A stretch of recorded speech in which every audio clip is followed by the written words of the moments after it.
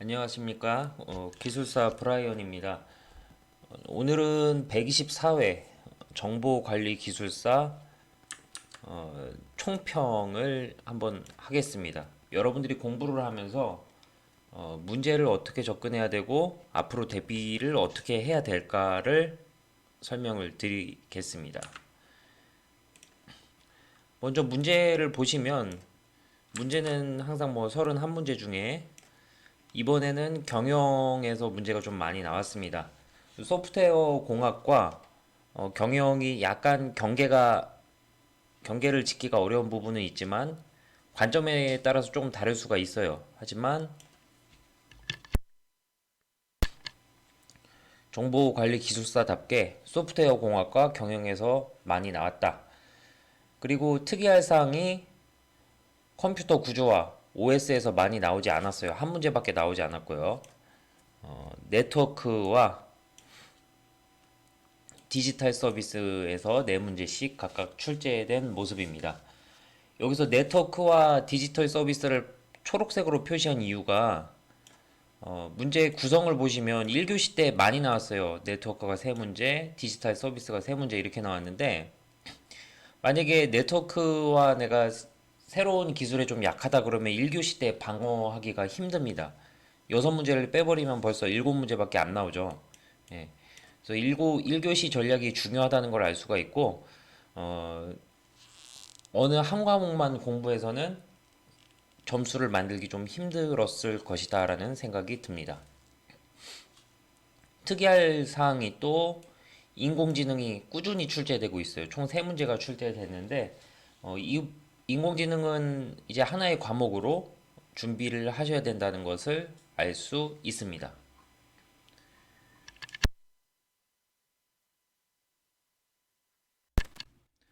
자, 바로 문제를 보도록 할게요.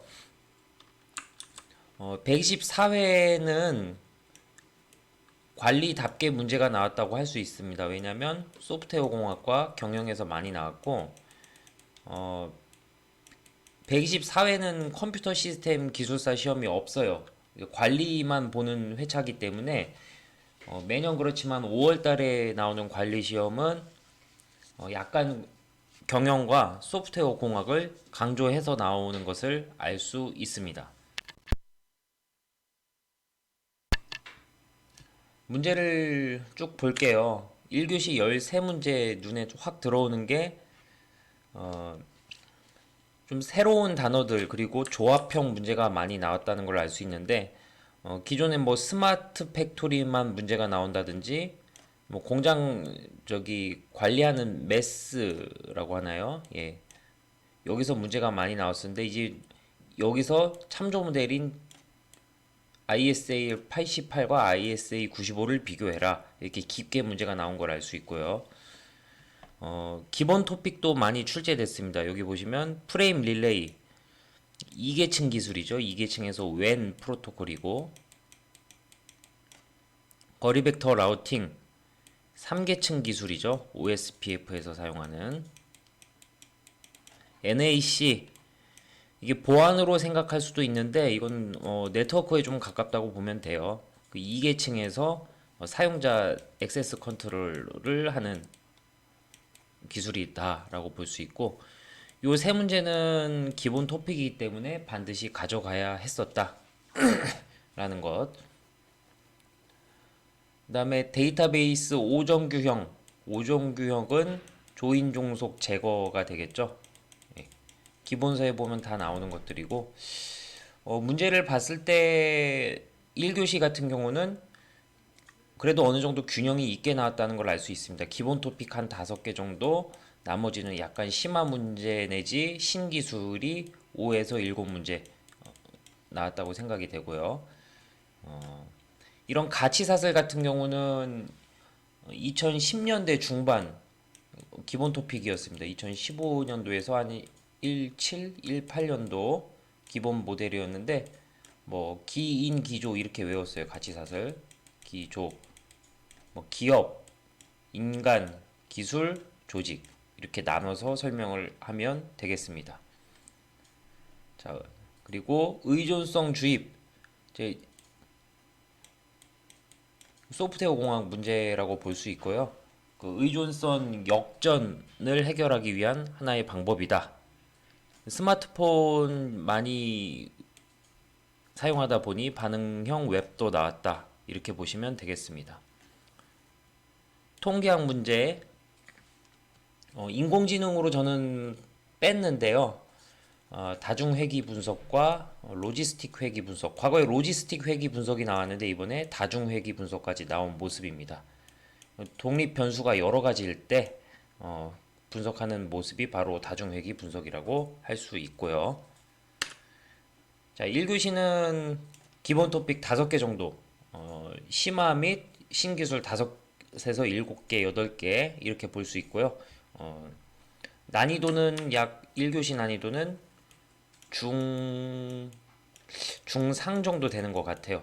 그래서 여기서 너무 크게 욕심을 부리기보다 저 같으면 1교시는 좀 방어를 하는 방법으로 갔을 것 같습니다. 방어를 하면 60점까지 내기는 지금 이런 문제에서는 조금 쉽지가 않습니다. 그래서 50한 6에서 7점 정도로 방어를 하는 전략으로 가고 2, 3, 4교시에서 고득점을 맞자 이렇게 했을 것 같아요. 시험 문제를 딱 받아들고서 이 판단을 빨리 하셔야 됩니다, 여러분들. 자, 2교시 넘어가겠습니다. 자, 2교시 문제는 역시 정보관리답게 DB 문제가 딱 눈에 보이네요. DB 문제. 그리고 역시나 네트워크와 보안 골고루 나온 모습인데 3, 5, 6번, 4번 교착 상태 이건 운영 체제고요. 자원을 자, 교착 상태가 뭔지 설명을 하고 은행가 알고리즘을 물어봤기 때문에 이거는 자원 충돌에 대한 해결책입니다.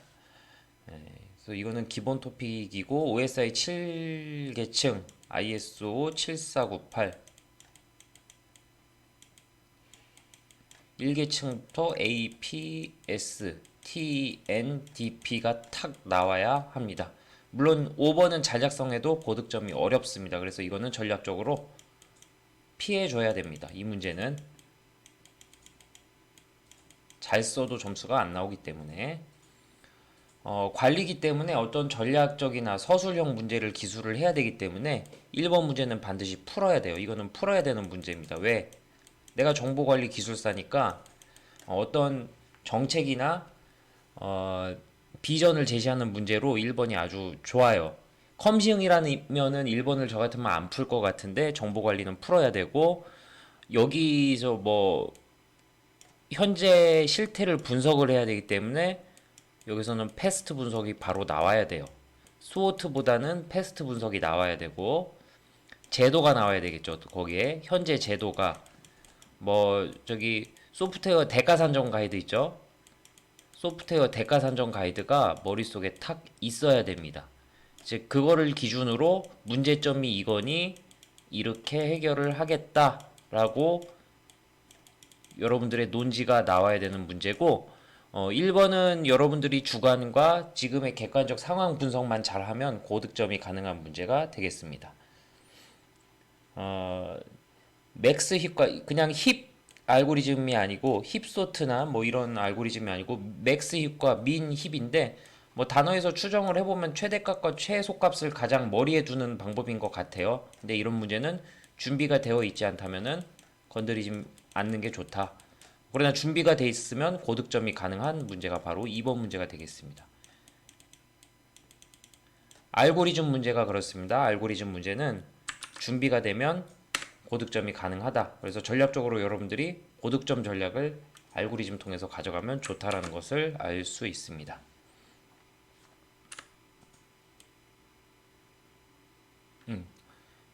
3교시부터 해버렸네요. 자, 2교시 문제 보겠습니다. 2교시 문제는 마찬가지로 여기 전략 문제가 나왔죠. 이런 것들은 당연히 패스트 분석을 먼저 해줘야 되고 데이터 거버넌스 방향 이런 것들은 이제 패스트 분석에서 했었던 관점에서 정부, 뭐 기업, 기술 이제 이런 방향에서 서술을 해주시면 되겠습니다. 자, 이거 기본 문제죠. 기본 문제인데 잘 못 맞추는 문제예요. 사용자 요구사항 도출 기법이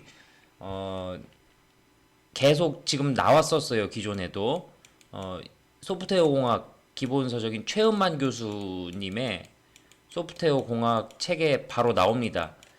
브레인스토밍, 인터뷰, 프로토타이핑,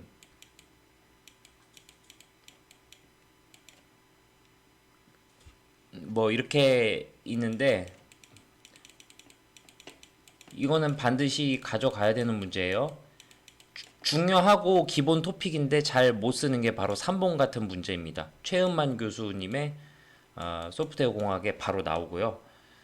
이거는 면접에서도 기출입니다. 면접에서도 계속 물어보기 때문에 소프트웨어 공학 공부하셨으면 반드시 가져가셔야 됩니다. DA와 DBA 이거는 실무 경험이 있으시면은 실무 경험으로 쭉 풀어 쓰시면 되고 OWASP에서 제공하는 그 보안 관점이 있죠. 뭐 크로스 사이트 스크립트부터 해서 쭈쭈쭉 해서 민감한 정보, 불완전한 뭐 보안 대책, 뭐 쭈쭈쭉 해서 10가지가 있는데 요거를 앞 글자를 다 따서 외우셔야 됩니다. 취약한 뭐 정보 유출 뭐 이런 게 있습니다. 그 중에서 인젝션을 물어봤죠. 문제가 이렇게 나면 용어에 속으실 필요는 없습니다. OWASP가 뭔지 몰라도 되고 인젝션 개념만 잘 설명을 하시면 돼요. 여러분들이 입력 창에 입력을 할 때 인젝션이 저기 DB 같은 경우는 뭐 저 쿼트 문자를 사용해서 저기 DB 쿼리를 날린다든지 이제 이런 방법으로 하는 게 인젝션인데 그 개념에서 접근을 하시면 되겠습니다.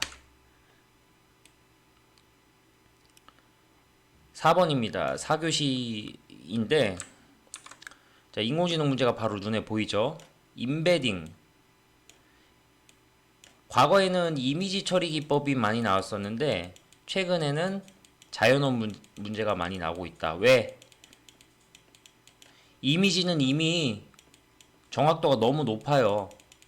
정확도가 너무 높아서 뭐 별로 물어볼 중요성을 못 느끼는 것 같아요. 근데 자연어는 아직도 특히 한국어 같은 경우는 아직도 인식률이 떨어집니다. 산업에서 인식률이 떨어져서 자꾸 보완하는 기술들이 나와요. 처음에 그냥 RNN을 쓰다가 뭐 워드 투백이 나왔죠. 워드 투백. 그 다음에 임베딩 기술이 나왔다. 일종의 워드 투백은 인덱싱이라고 해야 될까요?